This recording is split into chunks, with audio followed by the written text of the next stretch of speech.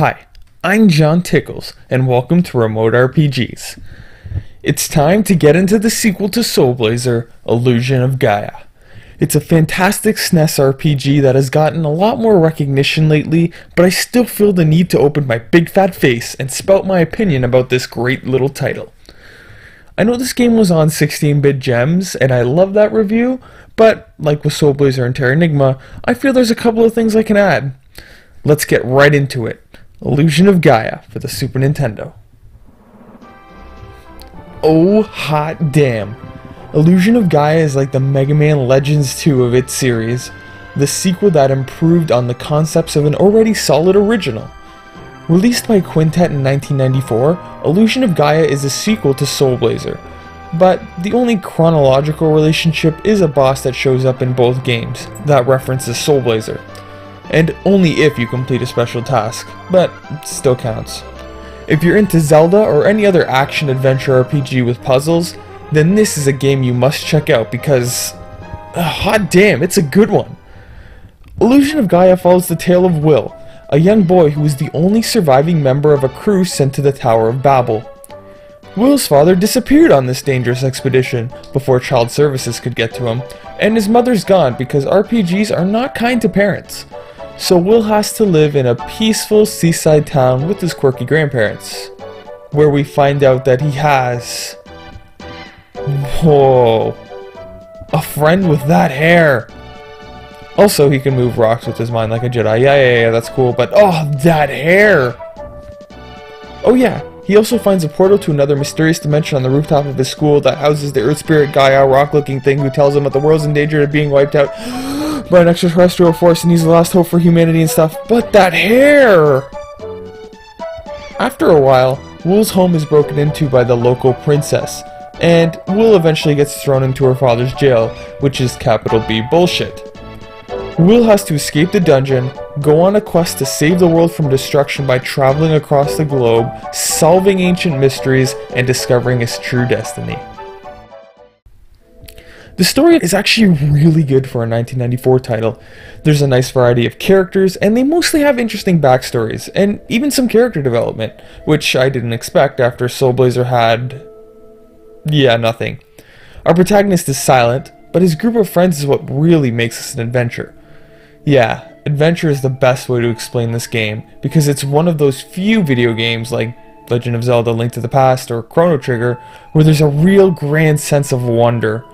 Illusion of Gaia feels like a real quest across the globe with you and your loyal friends exploring monster-ridden ruins, solving the mysteries left by the ancients, finding treasures. It's got a great feel to it. I also loved how cinematic the story was too, like the raft scene. I know people complain about this scene a lot for how long it was, but I think it's friggin' genius. Advancing the plot, and making time for character development and a beautiful little break from the adventure, it was amazing, and just one of many examples of this game going above and beyond other titles of the time. In addition, the main story itself carries some interesting messages about the cycle of life, death, and rebirth in the world. It was a quest with some really dark moments, like, how was this made for kids moments? Along with slavery, suicide, and cannibalism, there were some downright heartbreaking moments which I can't spoil. A little research reveals that they actually had to censor a lot already due to Nintendo's strict policy at the time, but I can't believe some of the stuff they did leave in, and I'm happy they didn't cut it because it makes this game all the more memorable. My only real complaint is that the story's ending may be really confusing if you haven't been paying close attention, so I think they could have at least made the dialogue a little more clear near there, but other than that, it's a really fun story with a fantastic conclusion that ties it all together in a strange but good way. Let's delve into the gameplay. Much like Soul Blazer, Illusion of Gaia follows your character from a top-down perspective, where you initially play as Will, swinging around your flute like it's the goddamn Master Sword. Man, when he uses that flute, the sound really hits ya. Will can use his flute to find hidden panels, he can swing the stick to block attacks, attract items, and move certain statues, and other than that, he has a couple of moves you'll learn along the way. He can also play a variety of songs, but God knows how that thing is still in one piece and making sounds after he hit things like this with it.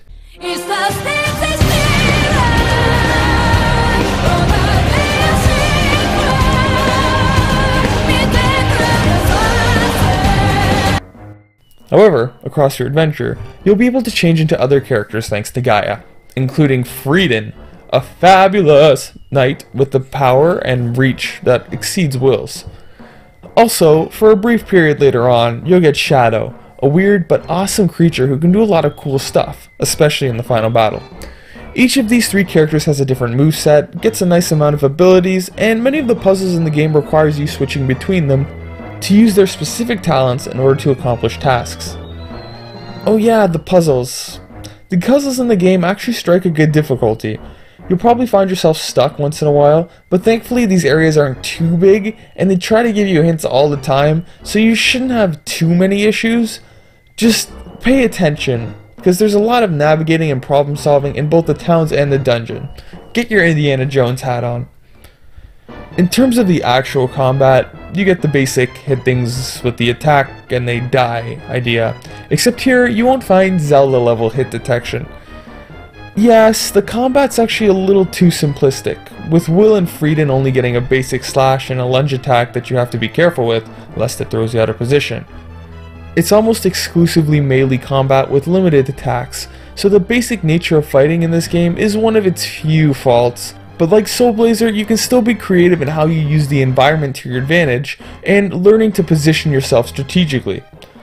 Like Soul Blazer, the boss fights here also range from really simple to what the hell, this is bullshit. The first boss always gives me some issues, so make sure you have at least a couple of healing items before taking him on.